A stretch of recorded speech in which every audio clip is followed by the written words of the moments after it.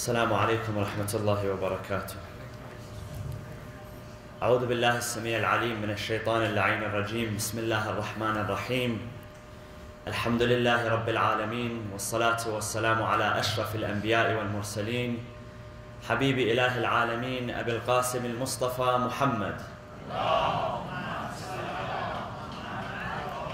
وعلى آل بيته الطيبين الطاهرين المعصومين المنتجبين. أعوذ بالله من الشيطان الرجيم. بسم الله الرحمن الرحيم. لقد جئناكم بالحق ولكن أكثركم للحق كارهون. صدق الله العلي العظيم. وصلوا على محمد وآل محمد.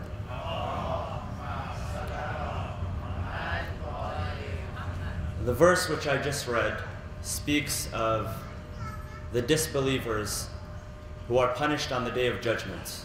Allah says to them that we gave you the truth, but you disliked the truth. Not that you were ignorant, not that you didn't know the difference between right and wrong, not that you couldn't distinguish what was right and wrong.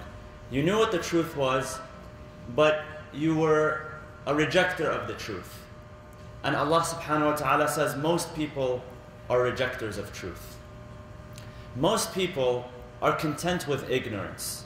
If someone does not spoon feed them with knowledge, usually they will not pursue knowledge.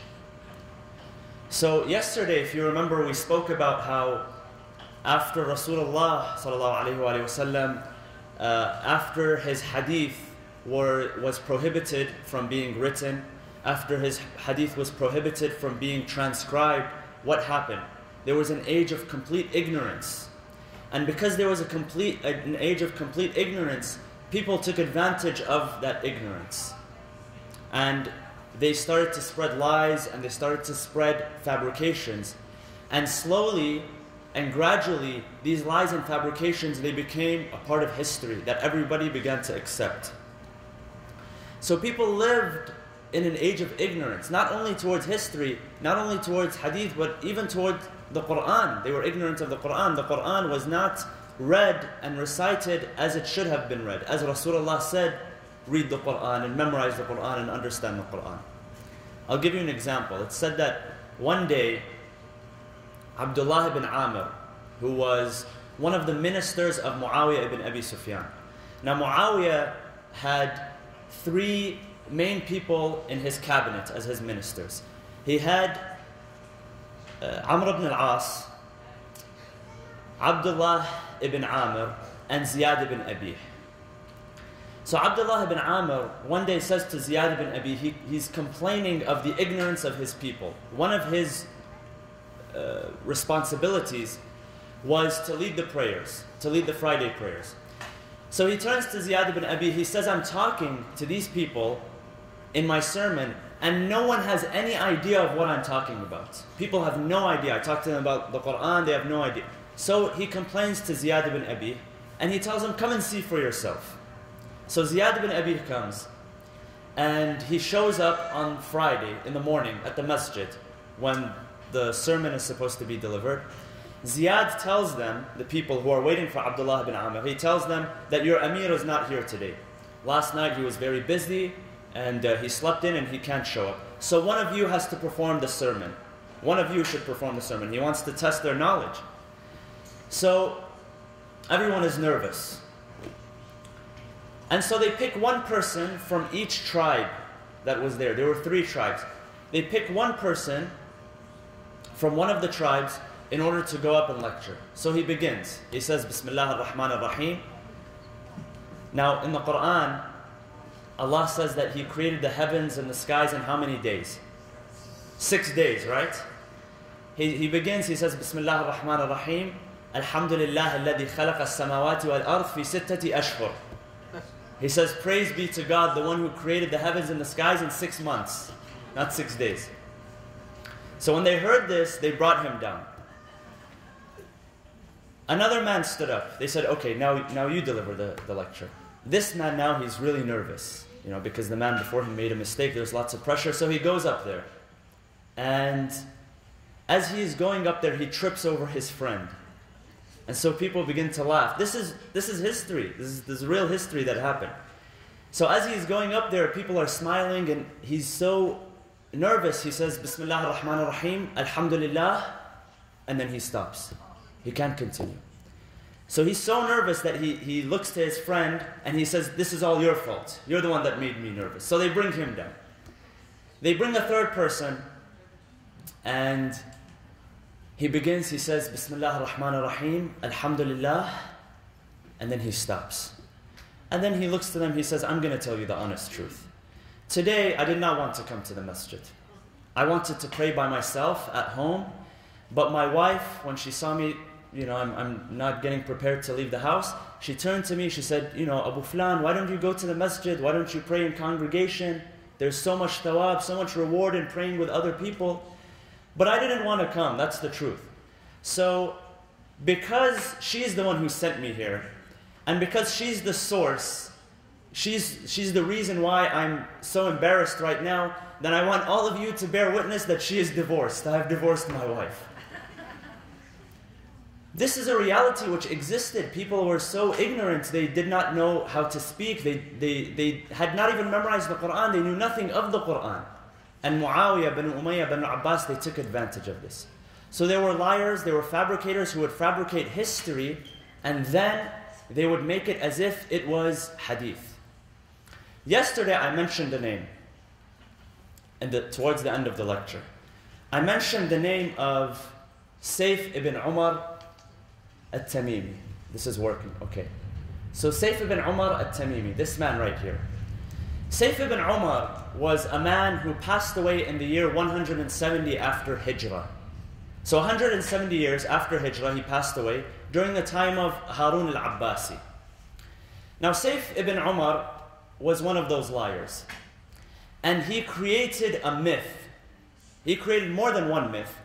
But his strongest myth that he engineered to date is the myth of a man by the name of Abdullah bin Saba. Who was Abdullah bin Saba? Supposedly, Abdullah bin Saba was a Jewish man from Yemen who converted to Islam during the time of the third Khalifa, Uthman ibn Affan. What did he do? When he became Muslim, supposedly, he began traveling to Damascus, to Medina, to Kufa, to Cairo, to all of these cities inside the Islamic Empire, and he began promoting his baseless ideas. So, what was he promoting? He would claim that Rasulullah has passed away, but he's going to come back to life. And that Ali ibn Abi Talib is his successor. So this is number one. Ali ibn Abi Talib is his successor. This is where they say that the Shia, their origin does not come from Islam. It comes from Abdullah bin Saba, a Jewish man. So it was a Jewish man who said that Ali ibn Abi Talib is the successor of Rasulullah. Not Rasulullah himself, not the Muslims. So this is number one. He would say that Ali ibn Abi Talib is the successor of Rasulullah. He would say that Uthman is a usurper. Uthman has taken the Khilafah. That we should seek revenge from Uthman. All of these come from a Jewish man. Not from Muslims, but from a Jewish man. So the Muslims were very happy with Uthman. No one was displeased with Uthman. It was a Jewish man who said that he was displeased with Uthman. So that's one thing. Then he began to promote other ideas. And he began to influence a group of the companions of Imam Ali alayhi salam. So he influenced whom? He influenced Ammar bin Yasir. Who was Ammar bin Yasir? Ammar bin Yasir was one of the first people to accept Islam. And his parents were the first two people who gave their lives for the message of Islam. They were killed in the city of Mecca defending the religion of Islam. The first two martyrs in Islam were the parents of Ammar bin Yasir. Abu Dhar al-Ghifari. Abu Dhar al-Ghifari was, according to historians, the fourth person to accept Islam. Who else? Malik al-Ashtar. Malik al-Ashtar was the general, the right-hand man of Amir al-Mu'mineen. These people, according to this myth, this lie, they were known as the Saba'i because they were the followers of Abdullah bin Saba. So they were known as the Saba'i. Ammar ibn Yasir is a virtuous man in himself. Abu Dhar al-Ghifari was a virtuous man in himself. Malik al-Ashtar was a very virtuous man. Imam Ali alayhi salam says about Malik al-Ashtar after he passes away, he said, "Kana Malikan li kama kuntu li Rasulillah." He says, Malik was to me, the relationship that Malik had to me was the same relationship that I had to the Prophet, to Rasulullah. Abu Dhar al-Ghifari, the Prophet says that there is no one after us who I have seen among the companions who is as truthful as Abu Dhar al-Ghifari. Ammar ibn Yasir, again, a very important companion. It is said that one day, Aisha, the wife of the Prophet, heard somebody cursing Ammar ibn Yasir and Ali ibn Abi Talib. So she said to them, and this is recorded in the authentic books, she said to this person, she said that Ali ibn Abi Talib, I don't mind you cursing him. But Ammar ibn Yasir, do not curse him. For I heard Rasulullah say the following. I heard Rasulullah say that if Ammar is given two options, he always chooses the right option. So don't curse him because of this. So don't curse Ammar because he always chooses the right option. But Ali ibn Abi Talib, curse him because Rasulullah never said anything. Rasulullah never said that he is my successor. Rasulullah never said that he is to me like Harun was to Musa. Rasulullah never said that he is on the path of truth and follow him. None of this Rasulullah said to Ali ibn Abi Talib. But because he said about Ammar that he chooses the best of two options, then you should not curse him. So this reveals the attitudes of some people towards Amir al-Mu'mineen. So these people, apparently they became known as the Saba'i. And they followed this man, Abdullah bin Saba. And they were the ones who promoted the idea. They were under wrong influence and they promoted the idea that Imam Ali alayhi salam is the successor of Rasulullah. So what is Sayf ibn Umar trying to establish? The fact that Ali ibn Abi Talib is the successor of Rasulullah is a Jewish idea. It's not an Islamic idea. So this was a part of his myth. Now, this myth that was created by this man, Sayf ibn Umar al-Tamimi. The first person to mention, the first historian to mention this myth was this man here, At-Tabari. At-Tabari passed away in the year 310 after Hijrah. And he is considered one of the most foremost experts on Islamic history. And his book, Tarikh al-Tabari, Tarikh al-Umam wal-Muluk, is considered one of the earliest books on Islamic history. Now from At-Tabari, people began to narrate from the book of At-Tabari. So the Orientalists, whom today mention Abdullah bin Saba, Wellhausen, Nicholson, and the Department of Islamic Sciences. The Department of Islamic Sciences is a department of Orientalist scholars which was established, and all of them, they mention the myth of Abdullah bin Saba. Everyone here mentions the myth of Abdullah bin Saba, that he was a Jewish man and he promoted these ideas. He promoted the idea that Ali ibn Abi Talib was the successor of Rasulullah. So you see that At-Tabari took from two people. He took from this man, Sari ibn Yahya. Sari ibn Yahya took from Shu'aib ibn Ibrahim, and Shu'aib ibn Ibrahim took from Sayf ibn Umar, the creator of the myth. From another side, he takes from Ubayd ibn Sa'd al-Zuhari. This man takes from Ya'qub ibn Ibrahim. Ya'qub ibn Ibrahim takes from Sayf ibn Umar. This man, Al-Dhahabi, who was a student of Ibn Taymiyyah, who wrote the book Tarikh al-Islam, the history of Islam, also a very important book. He narrates from Sayf ibn Umar, and he also narrates from Tabari, and Tabari narrates from Sayf ibn Umar. Okay.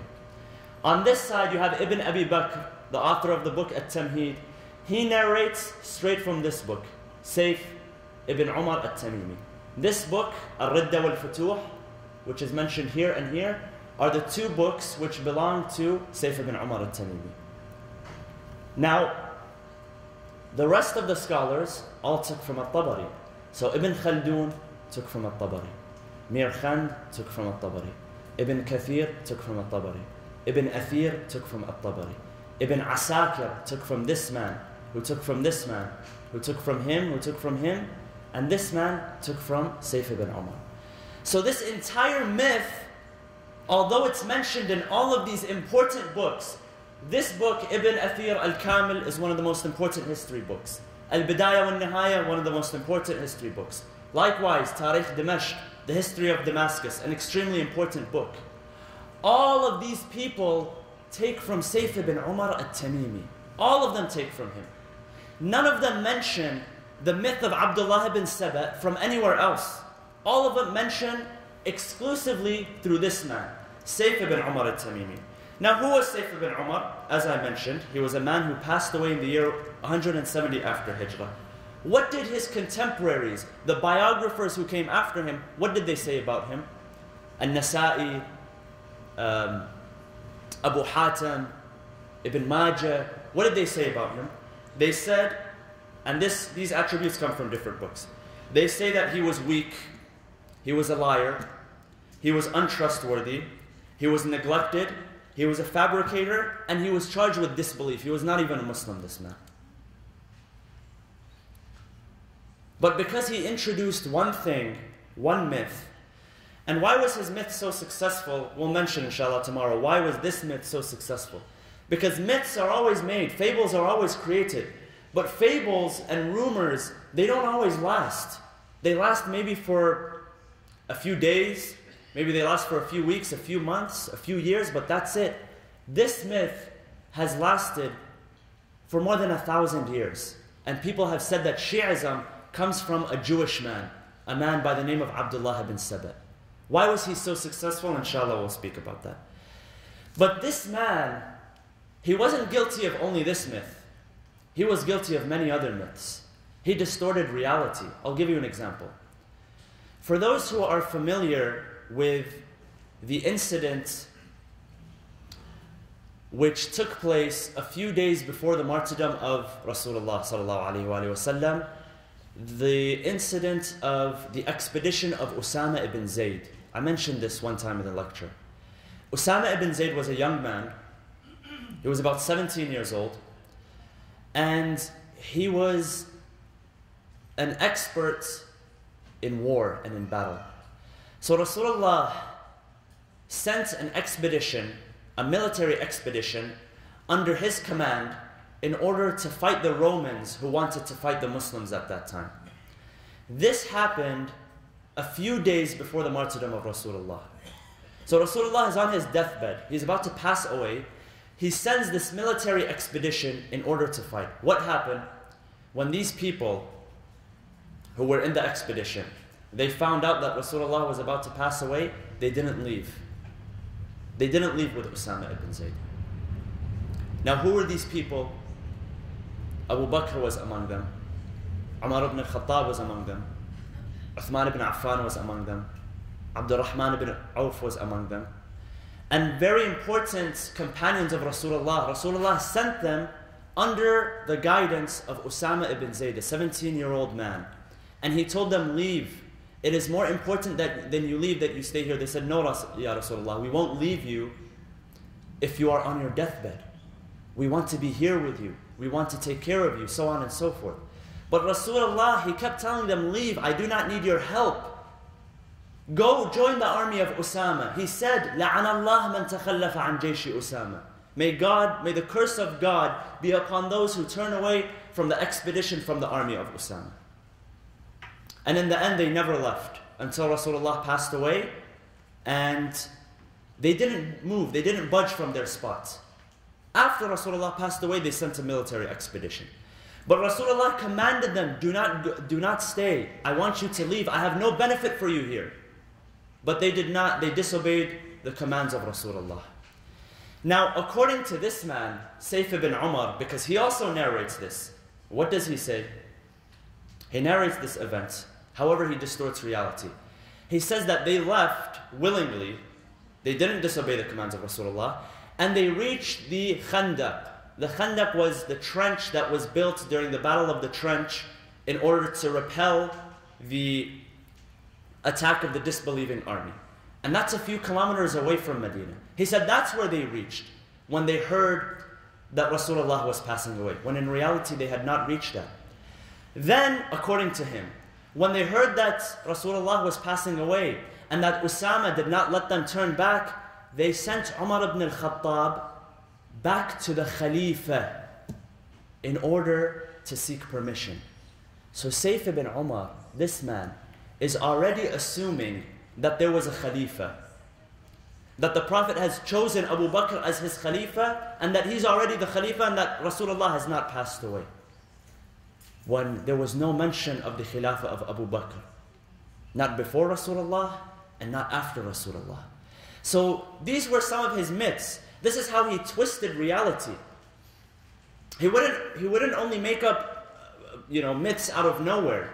He would take history which already existed, and then he would twist it. He would twist it in order to produce another myth. And this is why he was an expert at lying. Liars, sometimes there's good liars and there's bad liars. Some people, they don't know how to lie. When they're lying, the tone of their voice will go up and down. They'll smile, they'll give themselves away. They'll talk about things which are over-exaggerated, things which can't be true. But some people are expert liars. They know how to control their facial expressions. They know how to control the tone of their voice. They'll look at you in the eyes and they'll blatantly lie, and they'll convince you that it's the truth. This man was one of those people. But like all criminals, criminals usually leave behind evidence at a crime scene. Just like when a person commits a murder, they'll leave behind fingerprints, they'll leave behind blood, they'll leave behind something. This man left behind a lot when he created this myth, the myth of Abdullah bin Saba.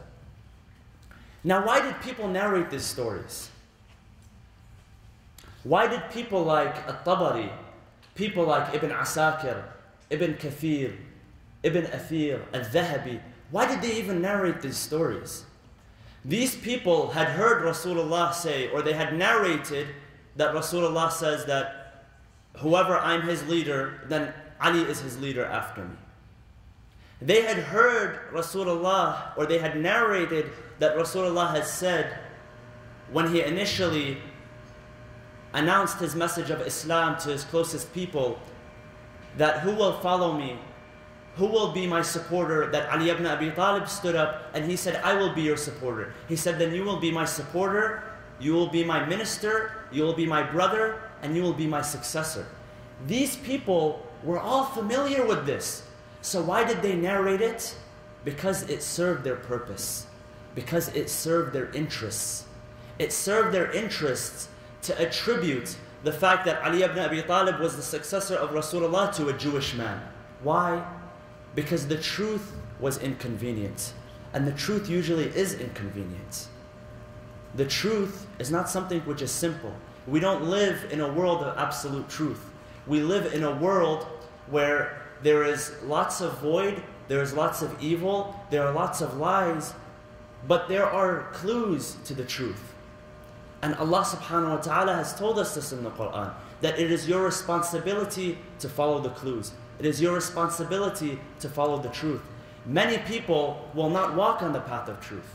And that's why Imam Ali alayhi salam, he says, do not abandon the path of truth due to its lack of followers. The path of truth has very little followers. Most people follow the path of evil. Most people follow the path of deceit. And that's why whenever the Quran speaks about most people, akthar means most people. What does Allah say about the akthar, most people? أكثرهم لا يعلمون. Most of them do not know. أكثرهم لا يعقلون. Most of them do not understand. Most people do not comprehend. Most people do not follow the truth. So most people, just because a group of people is doing something does not mean that it's right. Following the path of truth requires sacrifice. It requires research. After research, you find that this entire, everyone here took from one person. Only with research would you know that these people took from this man without doing their own research. They found what was in his book or what was in his book and they wrote it as if it was accepted. And that's what happened with history. A lot of people, when they hear something, usually they don't go and ask whether it's the truth or not. And that's why Imam Ali alayhi salam, he says that He says that the difference between truth and falsehood, or the distance between truth and falsehood, is 4 fingers. Meaning what? The distance between your eye and your ear. Falsehood is to say I heard, but truth is to say I saw. When you hear something, it doesn't necessarily mean that it's true. Rumors are spread through speech. But when you see something, you see the truth. These people, they heard from this man, and from this man, and from this man, and from this man, but they did not see. Meaning that they did not do enough research in order to find the truth. Most people, going back to this point, most people, they would rather not know. Most people are content with ignorance. If you tell them something, if a person like me, for instance, if all of you have trust in me, and I tell you something, then you would probably believe it unless you know that it is wrong. Unless you do the research and you find out that it is wrong. Now, inshallah, I'm a truthful person. Inshallah, I've gained your trust. And inshallah, I've gained your good faith. So you believing me depends on the good faith that you have in me. You know that I've done my research, and inshallah, I'm sincere and honest, and I fear God. But if a person does not fear God, and he is knowledgeable, then what does that benefit the people that he is teaching? So these people, all of them took from this man without doing their research. And people are usually content with ignorance. Because the truth sometimes requires you to do some soul searching. It requires you to ask some very inconvenient questions to yourself and to others. If I'm trying to do soul searching, I have to ask myself questions in order to gain the truth. If I'm trying to realize who I am, if I'm trying to realize, well, what is my purpose on earth? What does God want from me? I have to ask myself some very inconvenient questions. How have I been spending my life? What have I been doing with my hours? It's not easy walking on the path of truth at all. So asking the truth, seeking the truth, requires asking some inconvenient questions. And that's why a man like this, Sayf ibn Umar al-Tamimi, he was very successful. It's because when he would create myths, that's it, no questions were to be asked. This man says that Ali ibn Abi Talib is the successor of Rasulullah, let's believe him. Because it's hard to believe that the companions disregarded the orders of Rasulullah and they chose a Khalifa among themselves. We don't want to believe that. Because these people were so close to Rasulullah, how could they ever betray him? See, that's an inconvenient question right there. But it is an important question to ask. And it wasn't only the myth of Abdullah bin Saba that he created. It wasn't only this reality which he distorted. If you read his book, because he has another book called Al-Jamal wa Masirat Aisha wa Ali.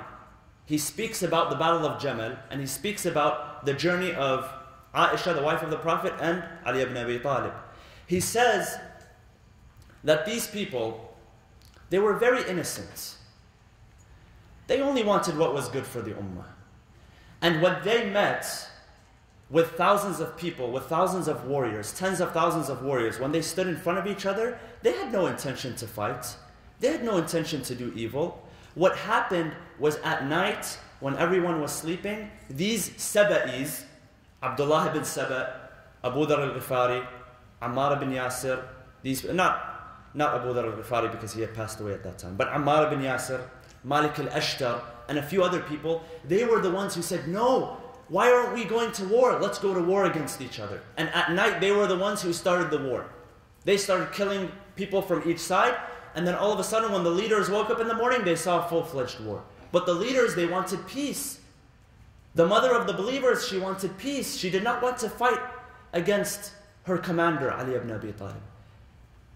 It's easier to believe that, right? It's much, much easier to blame it on people who were insignificant than to blame the leaders.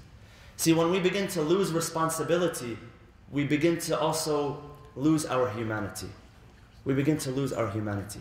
When we blame people who are defenseless, and when we blame people who are voiceless, and when we blame people who can't defend themselves. Isn't that what's happening on the news today? What is Israel saying? Israel is saying that, look, it's the fault of the Gazan people. They're the ones that are committing the atrocities. The 4 kids that are playing on the beach, they're a human shield. They shouldn't be on the beach when we shoot them. It's easy to blame people who can't speak for themselves. It's easy to blame people who don't have a voice. It's very convenient. What is inconvenient is going after the truth, asking these inconvenient questions. We would rather be content with ignorance than bear the burden of intellect and bear the burden of knowledge. And this is a sad reality. Brothers and sisters, we have to invest in our intellect. We have to invest in our knowledge. We have to ask ourselves, what is acceptable information? What should I believe and what should I not believe?